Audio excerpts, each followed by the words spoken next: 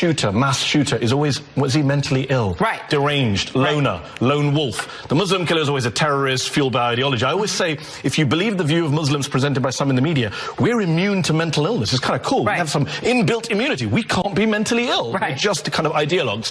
But if you look at the coverage, Joy, the word terrorism is not used for people who are not Muslims. That's the problem. We've been conditioned to believe that a terrorist attack is only an attack carried out by a brown dude with a beard shouting something in Arabic. Right. When, of course, the statistics show otherwise. The ADL says that 3/4 of the terrorist deaths in the United States over the past decade were carried out by far-right domestic white nationalist terrorists. A quarter by Muslims. Can we say that the media coverage of terrorism in this country is 75% white nationalist, 25% Islamist jihadists? Not a good. In fact, Georgia State University did a study.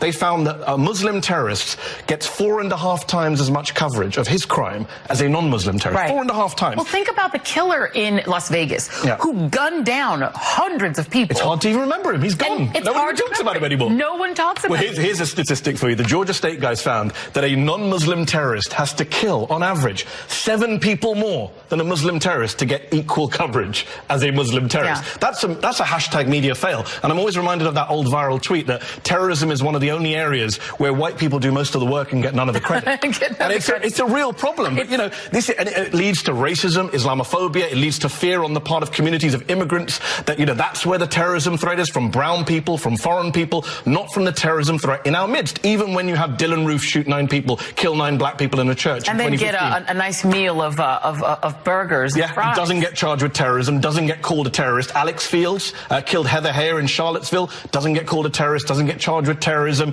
Robert Bowers, who killed 11 Jewish worshippers in a synagogue last year, doesn't get charged with terrorism, doesn't get... Shooter is the word used in the headline, not terrorist. And look, I have a problem with the whole war on terror discourse to begin with, but let's be consistent. Just make it consistent. The other